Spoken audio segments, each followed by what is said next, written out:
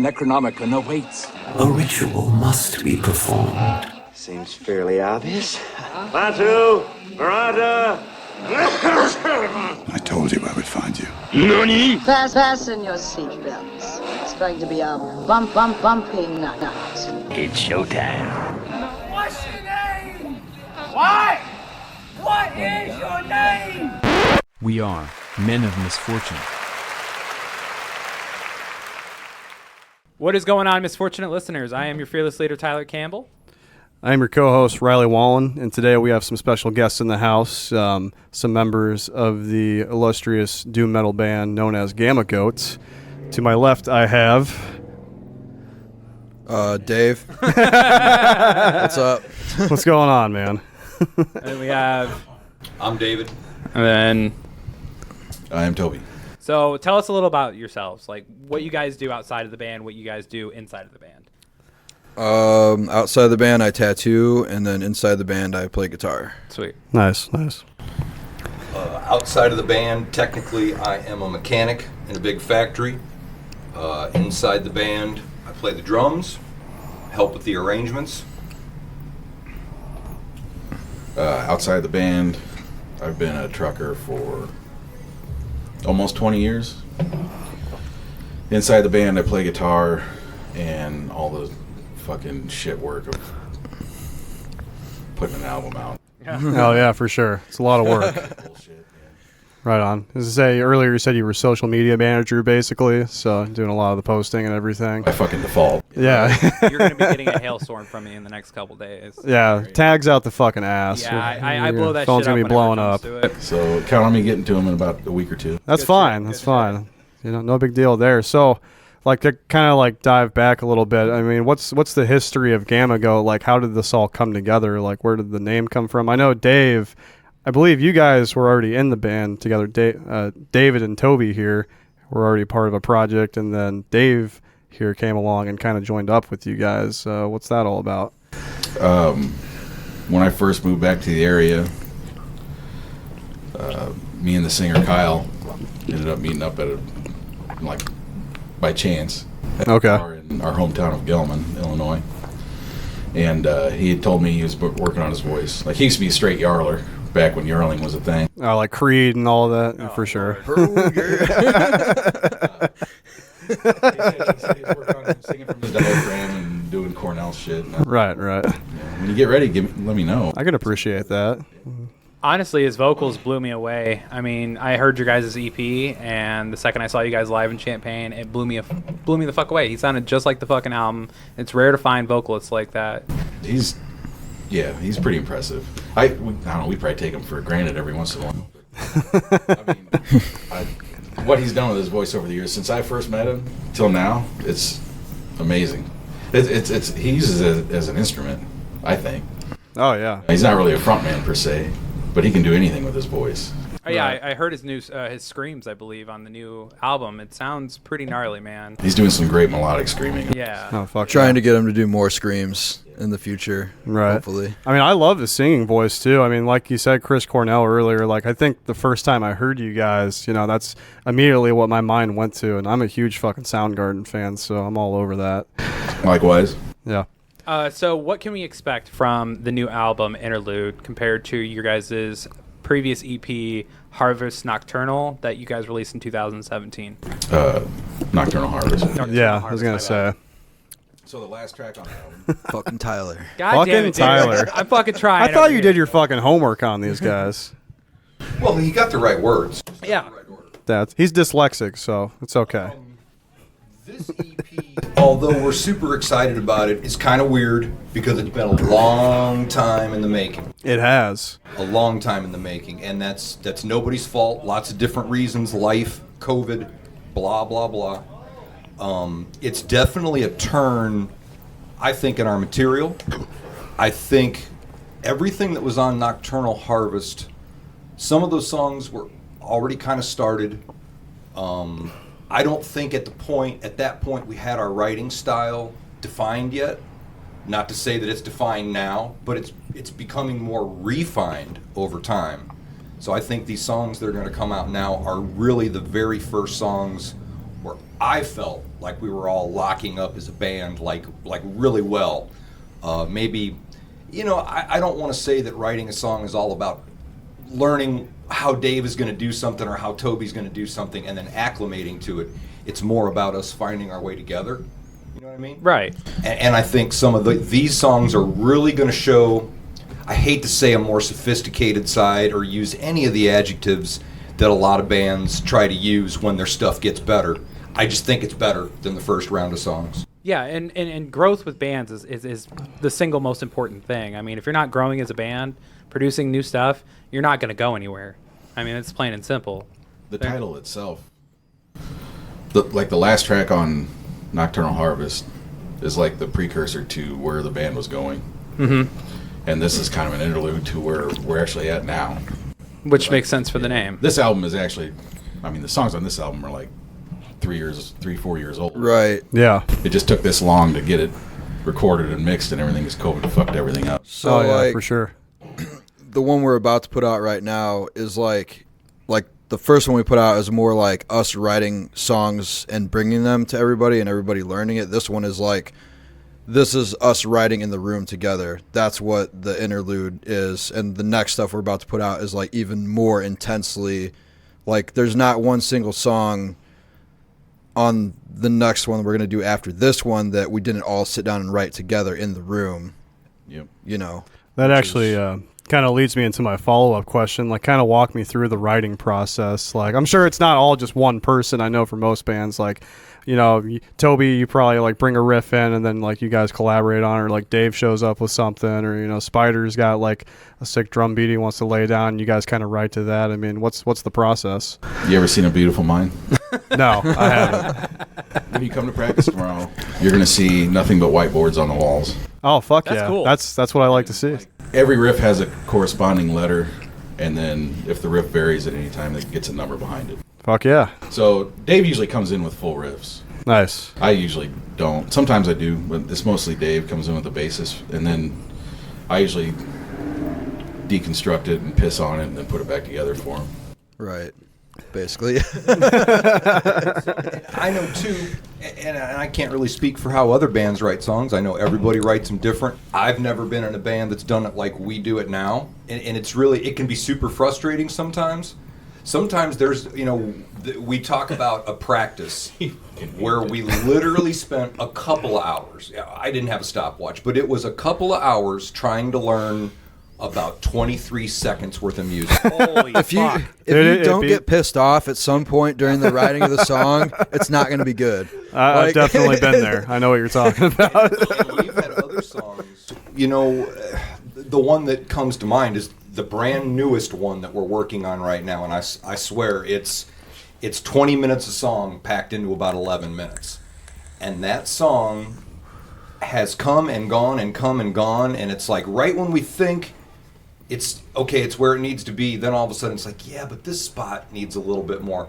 And then we cut that spot open and we redo it again. But I think sometimes that's beneficial. A lot of times I worry, man, we're just throwing good ideas in the garbage just to have another good idea. But that's not the point. The point is we all work through it, and when we all finally feel like it's done, then we know it's done. And that might be a game of attrition. It's like we keep changing things till nobody has another change in them, and then it's good. Until 2 years later, when it's a finished song, and then you record it, and then you're like, "Fuck that song. Let's not put it. Let's not put it on the album, and let's rewrite it again." I feel like that's a shot at me. No, it's a shot at it's just our process. We're critical of we're hypercritical, and like that's what you need to do to be a good artist. Like you have to look at what you're doing and shit all over it, and then make something from the ruins of that. Well, it's like the typical phrase. I mean, most people are their own worst critics. So, you're going to hear something, you're going to see, something you don't like about it. And, I did the same thing with my band's EP. Like, we went in, we recorded, we sat in for like some of the listening sessions, and then I think we got like the last mix back, and I'm like, oh no, it sounds fine. Then we got the master back, and I'm like, oh, it sounds fucking terrible. What was I thinking? And they're like, well, it's too late to go back now. And I'm like, oh, all right, I guess we'll just try do better next time. I don't know. I have the same problem whenever it comes to the show. I get the final product of the show, so I get to listen back and go, okay, this sounds good. This sounds good. I mean, on the way up here, we listened to the newest episode, and we have comments and critiques throughout it, and we strive to learn from what we do wrong and how we can improve the show as a whole.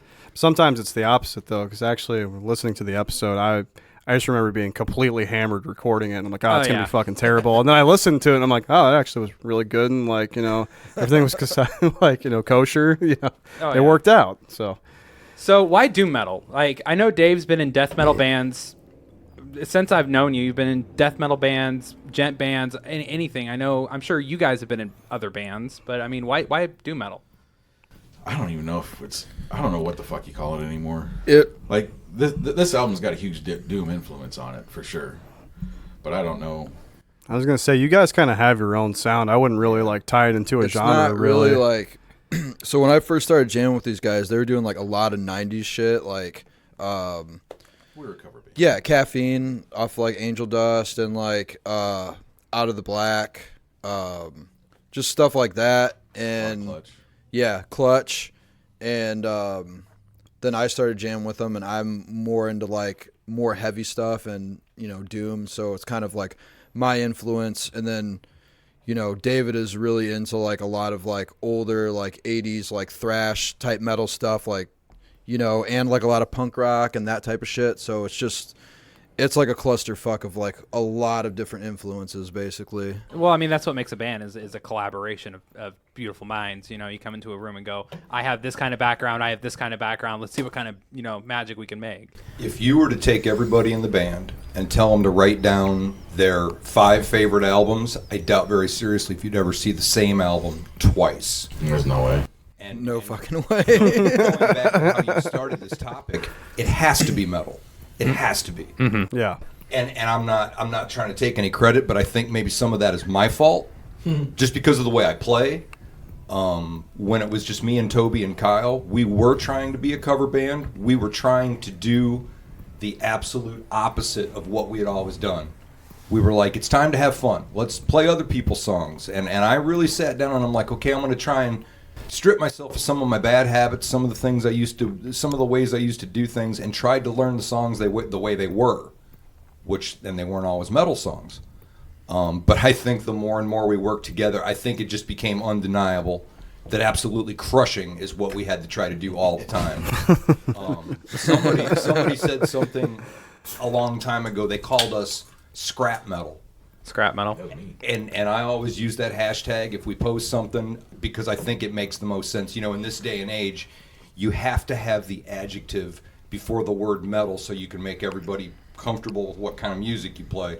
Right. And I think that is the perfect because it's a little bit of everything all kind of mixed together. No, that sure. Makes 100% sense. And fuck, you might have just created your own genre right there just by saying that. So I love it. It sounds awesome. Definitely engineers of your time right now. I love the EP. I am so excited for this new album. I had that fucking album, the EP, stuck in my car. I drove a Mercury Sable, and my CD player got broken, but it's still good. That's a good car, dude. It was a piece of shit. Dude, that thing was such a piece of shit. Piece of shit, dude. I drove it. I beat the fucking brakes out of this. I remember the first time I saw it. I'm just like, really, you bought this? Like, I fucking hate Fords, but then you. Exactly. Yeah. But it's a clunker. That EP was stuck in my car, and I listened to it. I mean, almost religiously. I am so excited to hear what you guys have to release. I mean, like, was it stuck in there? Like, you couldn't get it out? Could not get it out. Could not get it out. I lost that album, but I listened to the shit out of it. So you could very well have hated it when you started. No, there was not a moment. There was not a moment from the moment I saw you guys live to the moment I got rid of that card did I ever hate that EP. What was the first show that you saw? Was that at the? I think it was the Blackbird show. The Blackbird. Yeah. You didn't go to the Vintage Villains one? No, that's right. You guys did fucking play there. What was? Dude, that was a weird. Which show was that? That was the band from like fucking like. Oh, that was the Eastern European. Yeah, band. because I set you guys up with that show. I want to say it was what the fuck is that? Wasn't it Moto like- Grader or whatever. No, it was like Horse Cannibal or fucking. Oh no. Dead Horse Trauma. Yeah, That's Dead Horse it. Trauma. Yeah. What show are you guys talking? It was in Danville at Vintage Villains. This was like 4 or 5 years ago, I want to say. Yeah. It was like a Wednesday fucking night. Like, We booked that show because Resin was supposed to play it. I thought. so here's the thing with that. I was at the time. It was after I went to hold that. on, let me hear the story. Hang on. What had happened was. What had happened was, I had gone to a Resin and Bong Ripper show with Toby and Dave, and we had actually. I was just fucking infatuated with Resin after that. Like, I couldn't stop listening to their album. Fucking awesome. Dude, they're fucking amazing. So I had got a hold of them, and I wanted my band to play with them at the time, and I wanted to get you guys in on it. So I'm just, I messaged their Facebook page. I'm like, hey, would you guys be interested in playing a show? Yada yada yada. And I got in touch with the owner of the venue in Danville. He said he'd be down to set up a show, and then he kind of backstepped on me and flaked. And I'm just like, all right, well. So I was in touch with the band back and forth, and then they ended up playing at Loose Cobra like a couple weeks later. They're like, well, hey, we actually found a show, So, and then I think like somehow you guys got thrown into the mix of that show. They were like, hey, well, we need another band. So it was something weird. Twice we kind of missed out playing with them. Yeah. Which have you guys been in the Loose Cobra? No. I've been there once. Fucking go. It's awesome. It's awesome. If you like music at all, just go to that. It's a very tight-knit venue. Like, it's literally a trailer, like retrofitted to be a bar in a venue, but it's a very like intimate venue. Where's it at? It's in parking lot in Kelowna. So you know where Cosmic Lungs practice space was, like outside of Champaign? Yeah. If you go about, 3 miles south, it's in that town, Kelowna. Fuck. Yeah, We're actually playing there September 24th. So if you guys want to make a journey to Lono, I would be more than happy to. or if anybody does, anybody that's listening to the podcast, it's going to be cool. So who are you guys playing with? There's room for all 15 of you. Yeah, right. Yeah. I don't know if you guys know anything about that venue. No. I know nothing about it. Called Hum. Yes, I was going to say the drummer, I think, owns it. The singer, okay. Owns that. He owns like half the block.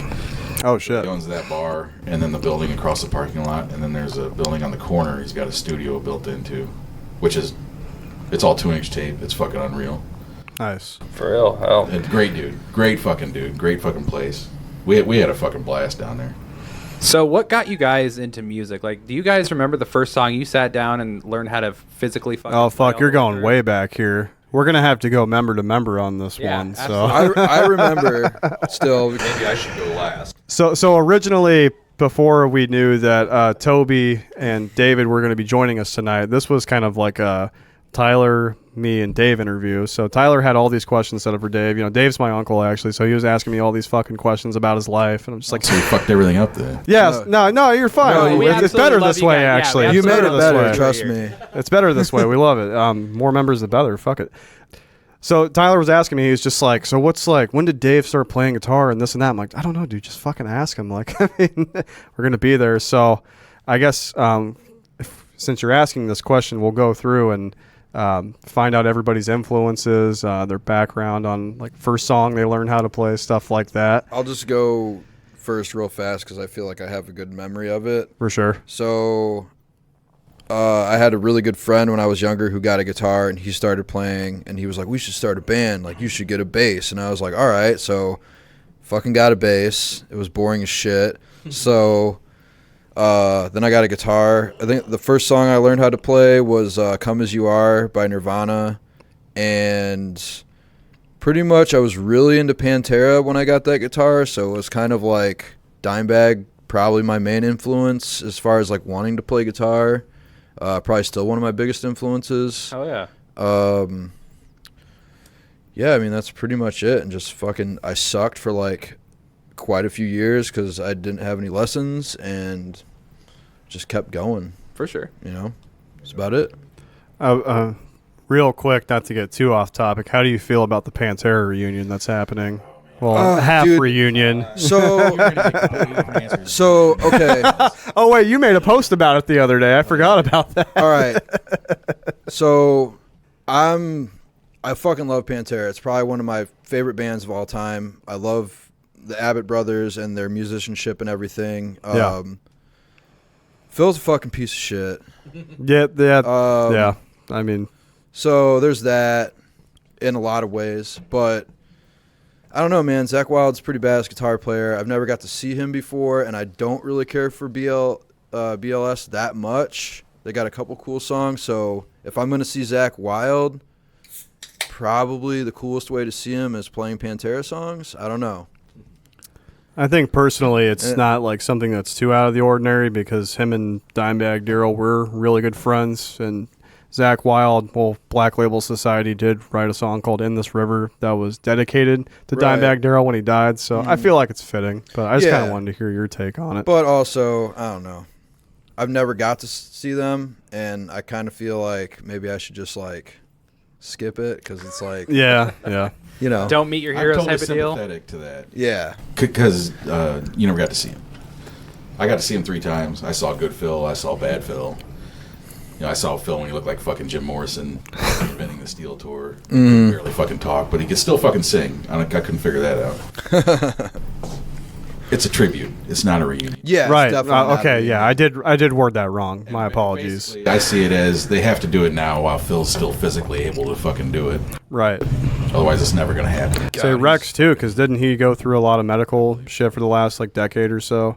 Something like that. I mean, he just came out with a signature Firebird bass. You knew something was coming up. Yeah. They're not going to give a signature to fucking Rex Brown when he's got nothing going on. Right. I mean, the dude is severely underrated, though, honestly. Like, if you really listen to some of those albums and you listen to the bass playing, like, the dude knows what the fuck he's doing. Like, yeah he's a good musician. Like, just no one really paid attention to him. So, yeah.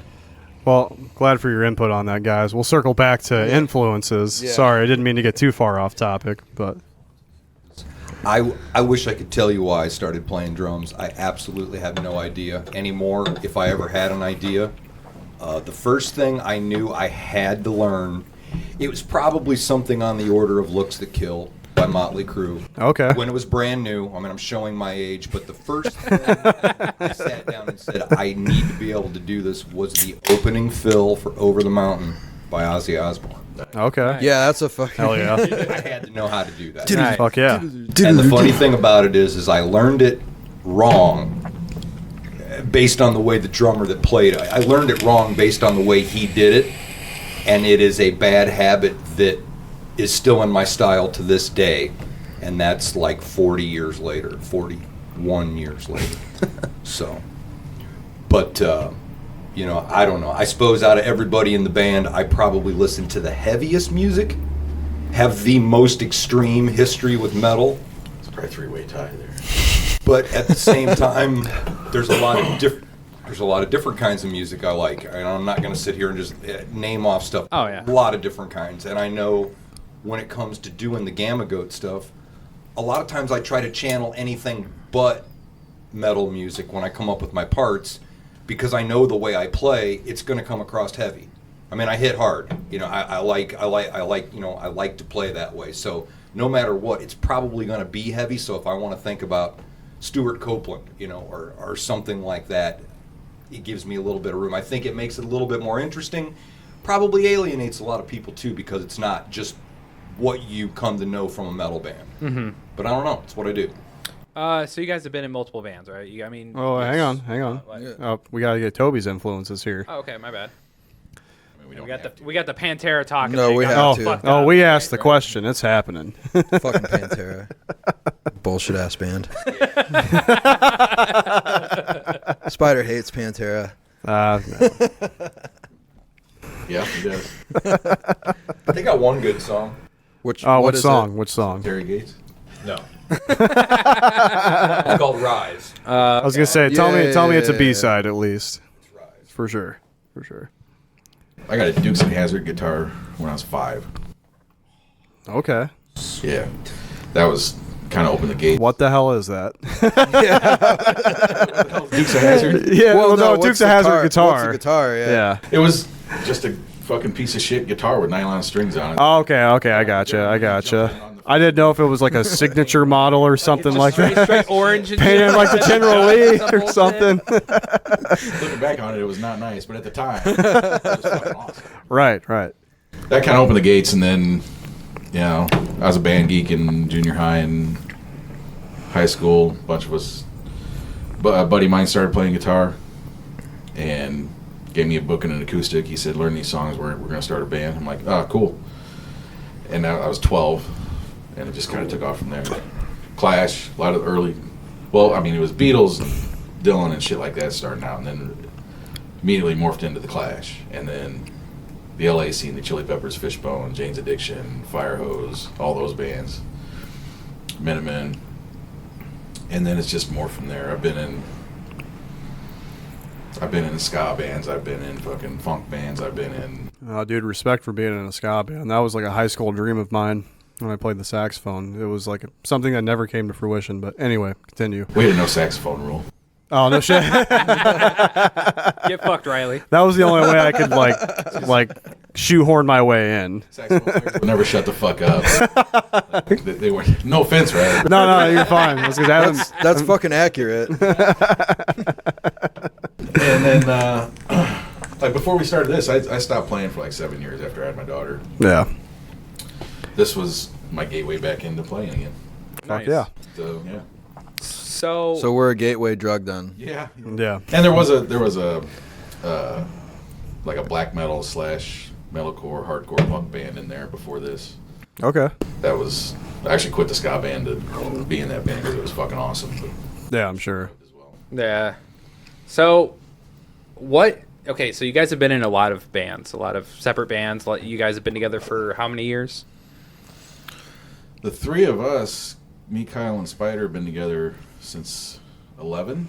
It's been fucking... Holy fuck, that's the year we graduated. High school. We first started jamming in 11, and Dave and Brian joined in like 16, I think. No, we played our first show in 15. Oh, did we? Okay. That was in the Moments, right, for that benefit or whatever.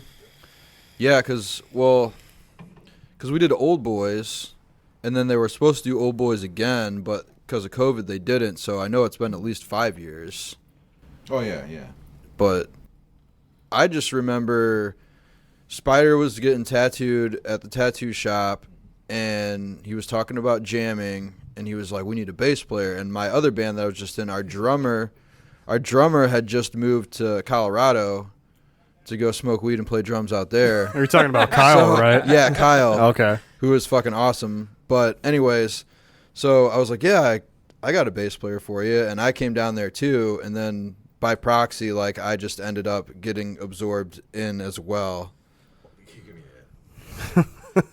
By getting absorbed in, he means he showed up at practice when, like, I thought he was the bass player because Brian was just sitting over in the corner listening to us. And then we're like, cool. Yeah, we ended up figuring out Brian was a bass player. We're like, cool, you gonna come down next week? He's like, yeah. And then Dave just showed up with him with his shit. That kind of happened. But he brought in, like, that first album is almost all Dave for the most part, riff-wise. Well, the starter riff, yeah. I just, dude, I like writing riffs, man. That's like when I sit down to play guitar, I don't like sit there and like practice like scales and shit. I just write stuff. That's all I know how to do. I'm kind of the same way, to be honest. Like not to like fluff myself up here, but like the last stroke yourself. Yeah, just fucking jerk off right now. Like the last, like, I don't know, when I right, it's no big deal. It's completely heterosexual, no big deal.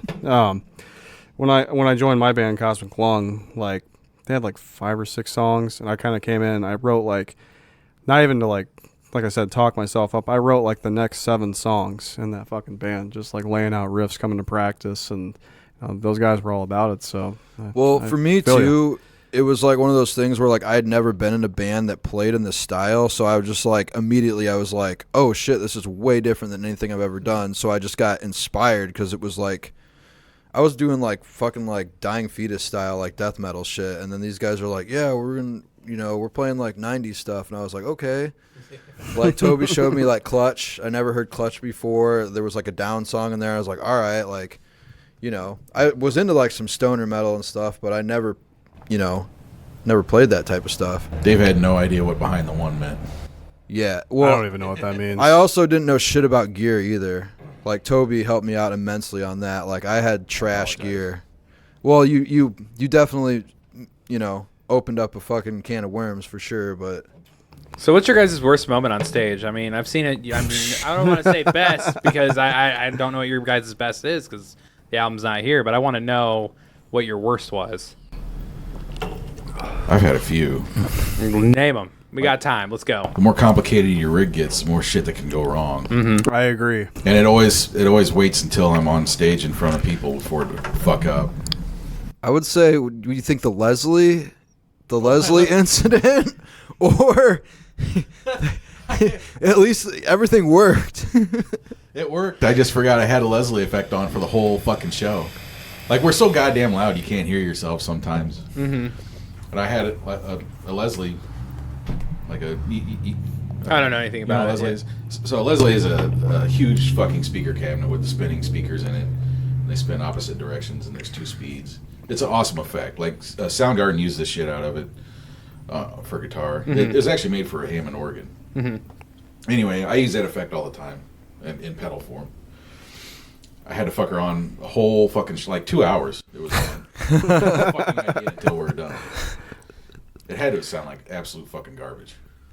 I don't think anybody at that show gave a shit. That was a weird show. I was gonna say, did you get off stage and everybody was like, "What the fuck was that?" That was up at like the Forge in Joliet. Oh, okay. Yeah. I've had issues with that too. Like my effects loop won't work on my fucking amp, and like everything just goes to shit. And then I find out I just have shitty cables. Yep. I think the worst thing for like, I feel like we've had moments where something has gone wrong, but we're pretty good at like, just keep going. You know, like you just act like nothing happened. And we played that new song last time we played On the Rock. That was the worst.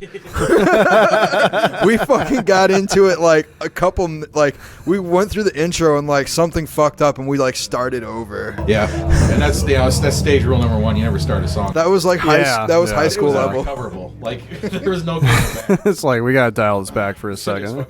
So what happened? We started the song over and everybody went. Well, I mean, like what went wrong? Who knows? We played that song way too early. Like we shouldn't. We're way too early in the writing process to be playing that fucking song live. But it also, we need to say that was a show in October at On the Rocks. It was out on the deck. Now, 2 weeks prior to that, we'd played another show at Bird Park, and it was in October.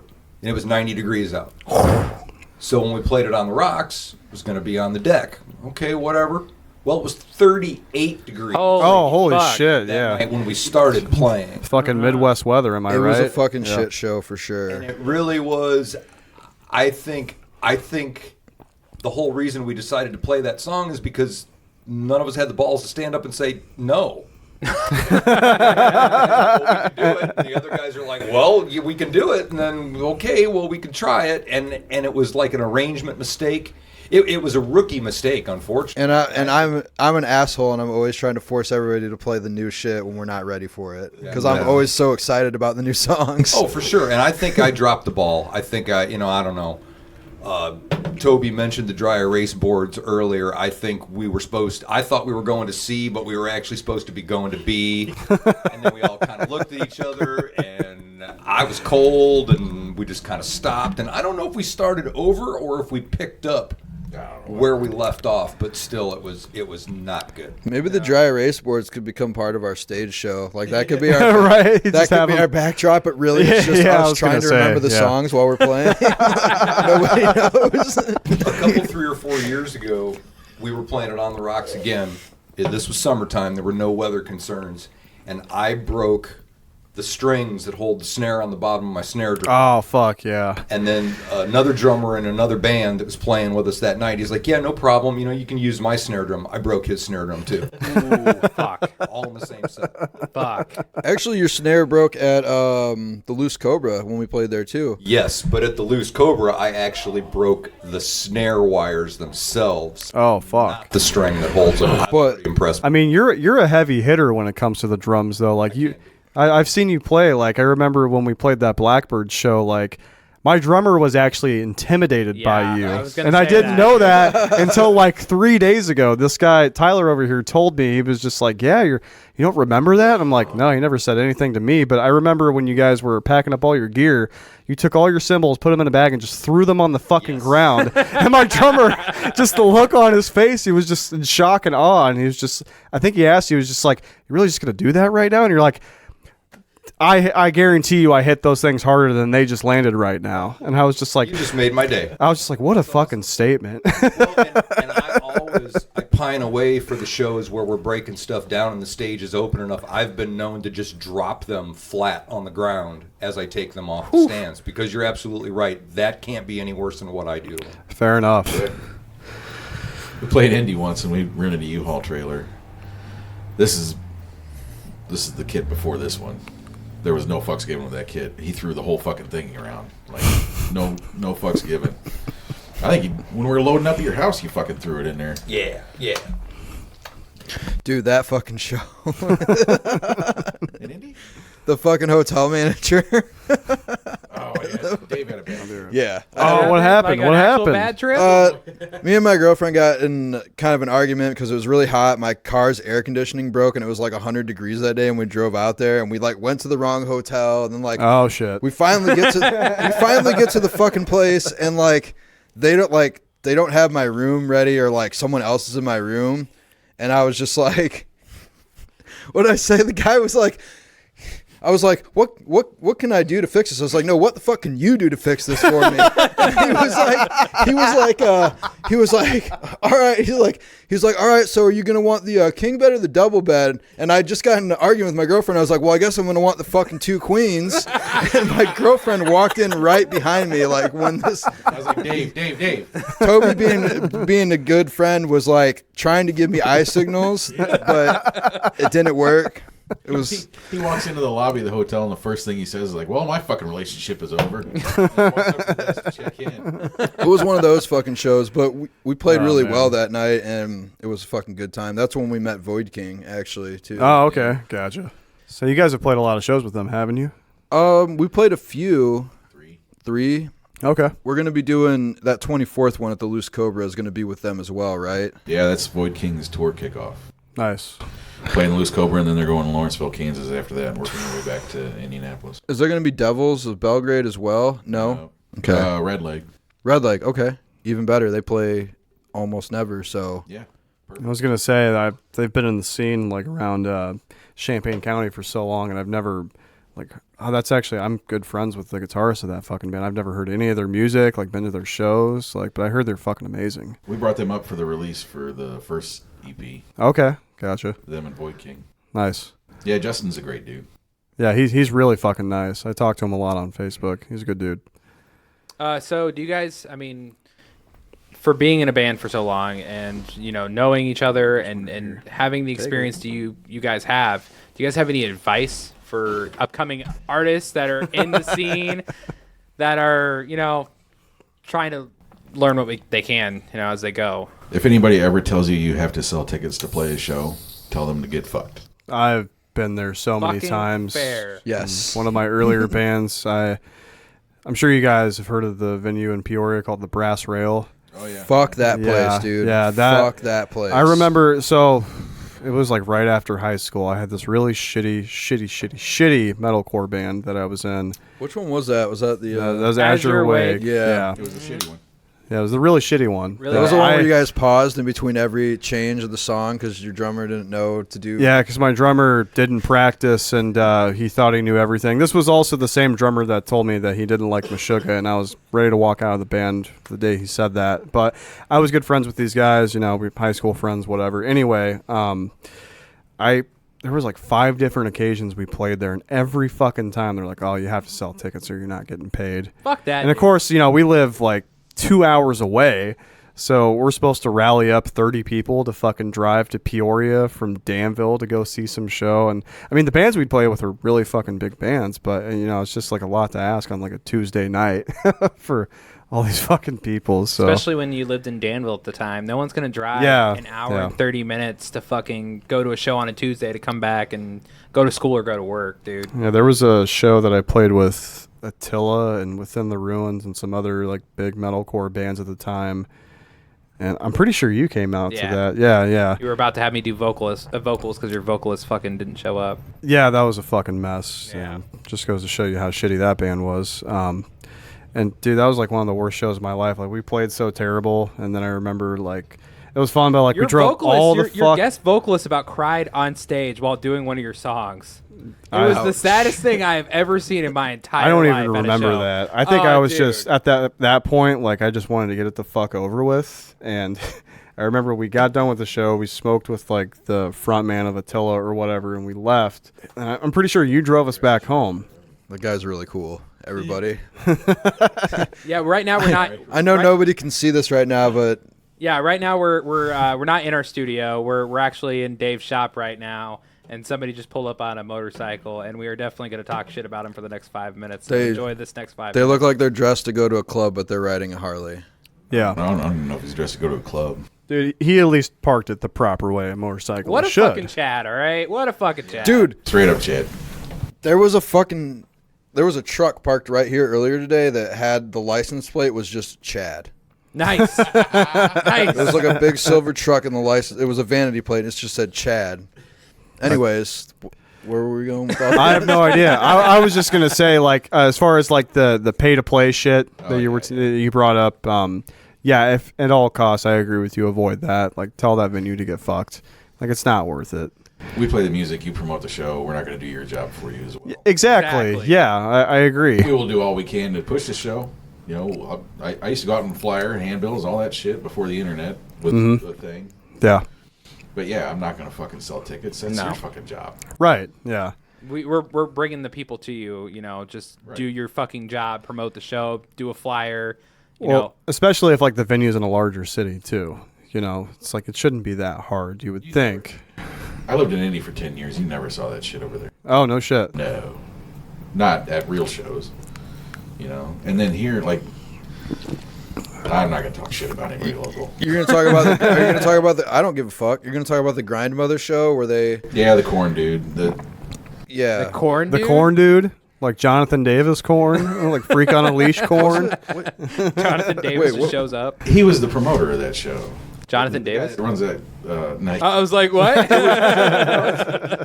He's a corn tribute. It was so. Okay. That's, gotcha. Jesus Christ. Corn tribute band. Monkey tried to get us to sell tickets to open for Grindmother. No, it's some dude in a tribute band. So it was basically like they were like, I was like, so like how much does the show pay? And they're like, well, you got to sell these tickets and everything you sell over like blah blah blah blah is like this much. And I was just like, okay, like we're not gonna do that. And then I drive by the show because it's like on my way home from work and there's like 2 cars in the fucking parking lot and I'm like, I'm really glad we didn't do that. Yeah. Not only that, the tickets he fucking messaged me a PDF of the tickets, so you were gonna have to cut them out yourself. Oh yeah. More like work. Fuck you. Fuck you. Fuck that, dude. It was so our word. They basically wanted the local band to sell tickets to like pack the show for like some touring band, which is supposed to be the main draw. It's basically just when you don't know how to run a venue or shows and your talent pool is garbage. That's what you do. You fuck the bands in your local vicinity who are actually hardworking for the bands that are B grade. R.I.P. Nick Huffman. Yeah, R.I.P. From our point of view, whenever we get sponsors, there's a lot of, hey, if you give out this code and they sign up using your code, you're gonna get paid from it. We don't do any of that shit. Yeah, we have 4 sponsors. We have 4 different sponsors. Yeah, Yep. We are sponsored by Botanicana, which Hollywood, is a cannabis company, which is a skate park. We're sponsored by BetterHelp and Fleshlight. I fucking wish Fleshlight Dude, fucking that's sponsor us. the next step. What's the like dragon dildo website? We should go for that too. I'm fucking down. You know, why not? Go and shoot him. Fleshlight, if you're listening, these guys really need a sponsorship. Dude, Yeah, that's I'm right. so lonely. Dildos shaped like dragons or dildos shaped like dragon dicks? Dragon dicks. Dude. One of the best subreddits I've ever seen in my life it's called r/ of course, dragons fucking cars. And that's exactly what it is. It's people drawing pictures of dragons dragons fucking cars. And it's some of the most. I was in tears for like 3 hours one night just looking at this shit. So is it like Trogdor style like artwork where it's like almost stick figures, or is this like detailed? Some of it's really fucking good. I could see that. Like Game of Thrones, like CGI fucking level. Speaking of subreddits, have you ever just taken like an hour and gone through like the trashy subreddit? It's like the really like hardcore white trash stuff. It's like Facebook posts and videos and all. Dude, that is some of the most enjoyable content ever. Like I've never felt better about myself going through some of that shit. As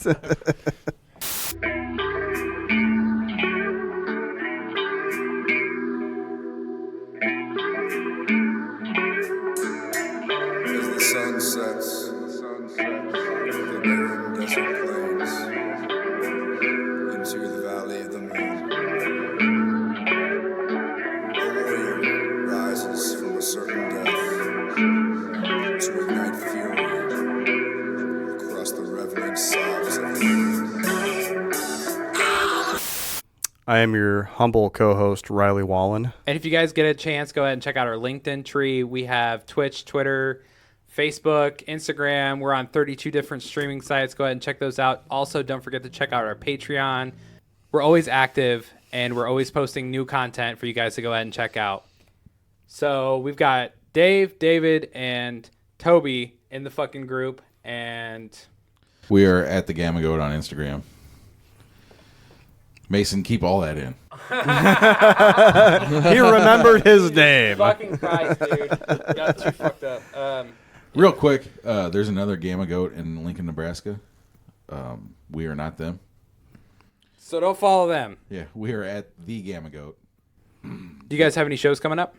August 27th, we are playing a small get-together here in town. I don't know if I can just be throwing out addresses and names and stuff. It's my coworker Eric's house show.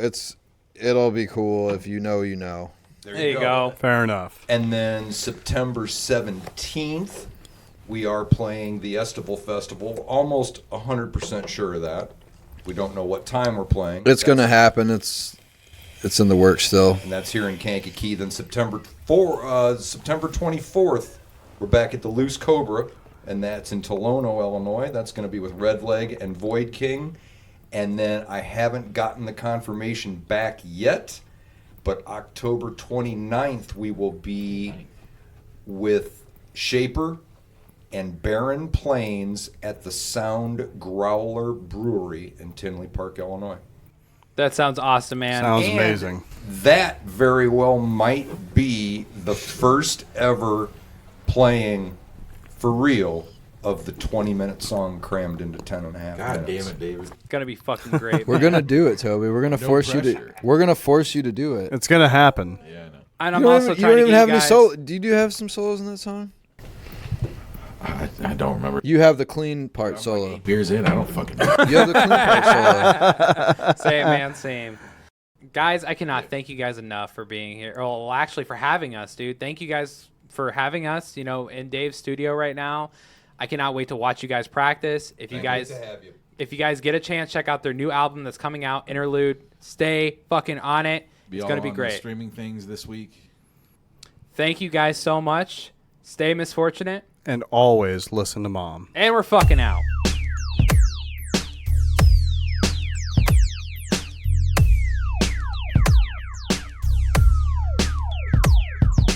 Thank you for joining us. Remember, always listen to Mom.